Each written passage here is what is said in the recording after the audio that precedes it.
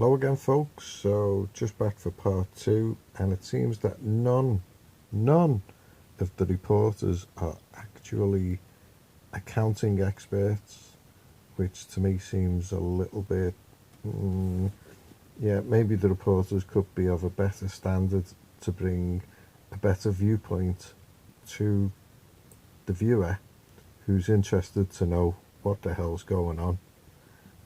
Anyway, let's crack on. So we're on page 2. Awareness. I first became aware of GE's suspect accounting attending educational program luncheons at the CFA Society of Boston in the late 90s. Chief investment officers, portfolio managers, analysts and directors of research would all comment on how they believed GE's earnings numbers couldn't be true because they always met or beat consensus earnings estimates every quarter, year after year, no matter what the economy was doing. I think that's quite true of a lot of companies, actually. The question around the lunch table was always, as an investment manager charged with beating the S&P 500, how much GE stock should you put into your portfolios? When GE had a 3% weight in the S&P 500, if you only had a 1% allocation to GE, your portfolio was effectively short GE by a 2% portfolio weight. Most agreed that the proper thing to do was to be neutral on GE and invest a 3% benchmark weight of your portfolio in GE shares so that it would neither hurt nor help your performance, which is basically hedging. So GE is hiding 29 billion in long-term care losses. Now, if you watch Markopolos, he actually says that this is scratching of the surface estimate based on the 7 months of research that his team's done so far, and it could stretch 38 billion and beyond. So he says that, he's got other things that he's looking at which are bigger than this, but this is fairly substantial and must tie into LIBOR at some point. There are 3 key risks to GE's survival. First, a stiff recession after 10 years of domestic economic growth will see that the next chapter in GE's history is chapter 11. It was funny, I was watching some news earlier and they were saying that what's happening in America now is from Obama's recovery. There's a lot of eye candy news presenters who have, I don't know, it seems to me like they're often given scripts.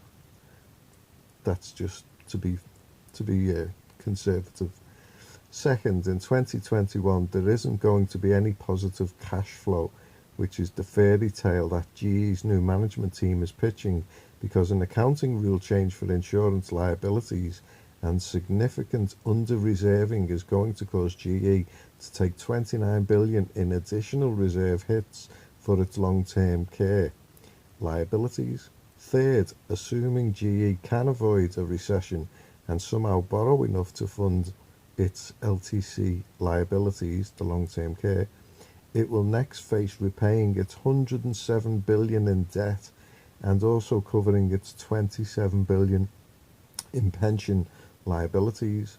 How is GE, a company that has almost no cash and which earned a total of only $14.9 billion over the last 7 years, going out to earn over 160 billion in liabilities with the operating business units it hasn't already sold to stay afloat? ? As you go through our presentation, you will see that our edge was having 2 members of my team with extensive insurance fraud expertise.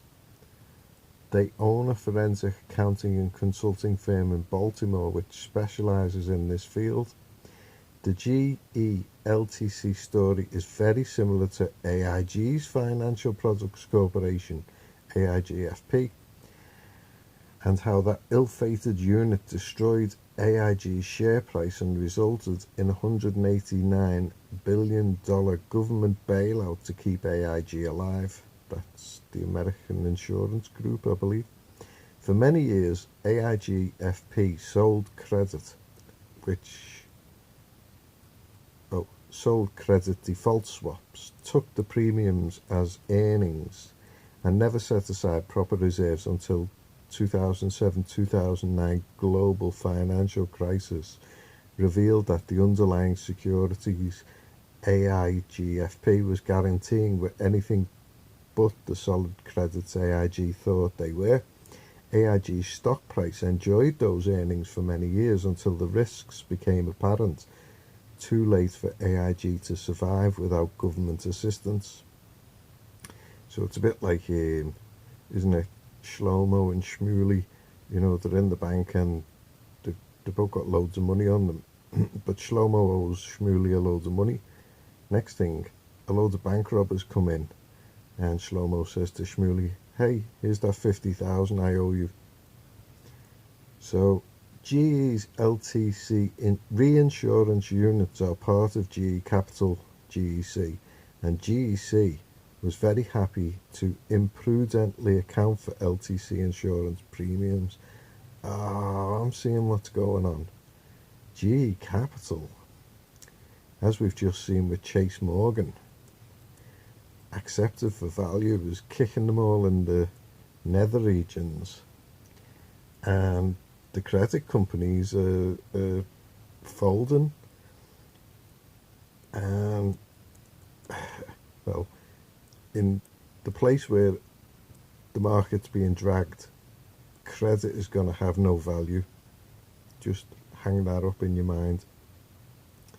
So insurance premiums as earnings in the 1980s, 1990s and 2000s, while policyholders were still young and weren't filing claims, GE continuously failed to fund adequate reserves to offset its LTC liabilities, allowing itself to book billions in earnings over a period of decades and pay dividends in the holding company and then to shareholders.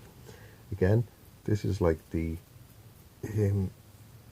wealth swap that went from America in the 2000s to China, and now China is trying to clamber back some return on interest from all of the money that it's garnered via Israel, via Wall Street. It's trying to garner its returns on interest to pay back into the American pension schemes from investment into Africa. So all of this seems to me to be hanging on the African issue, like China and Africa all being managed or mismanaged or deliberately mismanaged by Israel, who are obviously booming, according to Jared Kushner. So we include a 2018 LTC industry age chart in our presentation, showing at what ages LTC claims are filed. Industry data shows that 86.2% of the GE ERAC's claims are ahead of them. So if less than 14% of these claims have already led to a $15 billion reserve hit, simple math tells you what the other 86% will do to GE's balance sheet. GE's LTC losses will continue rising at an exponential rate until it either files for bankruptcy protection or finds some way to out-earn its LTC liabilities. Was it Bear Stearns or Lehman Brothers? Wasn't it 40 billion in the black, and then the Glass-Steagall Act was repealed, and next thing it was 80 billion in the red, something like that. So this document continues. You'll note that GE's 7th of March 2019 teach-in failed to show you any of the industry comparative data that we've included in our slide deck. When you see the data we're providing that compares to GE's LTC loss ratio to the rest of the industries, you'll know why they're hiding their future financial picture from you. Insurance companies keep GAAP books if they're public companies, but state insurance departments also require them to file statutory financial statements using a completely different set of statutory accounting rules, which we'll call SAP going forward. These are longer, more complex filings than the 10Ks that analysts use, and it takes special training to know what you're looking for. This is probably what Leslie Seidman, the auditor controller for GE, she probably doesn't understand SAP from a forensic accountant point of view. She looks like she'd make nice tea and sandwiches, but understanding SAP, I'm not too sure. It certainly didn't look like she looked more nervous as the interview went on, and she is facing 10 to 20 years in jail. So yeah, we'll just see how it plays out. We're just sitting on the sidelines like watching the ice hockey. But once you know how easy it is to model the differences between GAAP and SAP accounting, well, once you know how, it's easy to model the differences between GAAP and SAP accounting. Simply accessing and analysing the SAP filings from the long-term care insurers who were reinsuring with GE Erach showed us how much GE was losing each year. What we saw were exponentially growing losses that are going to bleed GE of additional cash, such as GE is unlikely to become cash flow positive in 2021 and beyond. So yeah, it's certainly grounds for an investigation for fraud in my estimation. You know, I've read through Westdeutschlander Bank versus Islington Council. That's a 44-page case, trust law case. It's not antitrust per se. It's probably like the English version of antitrust, like corporate law.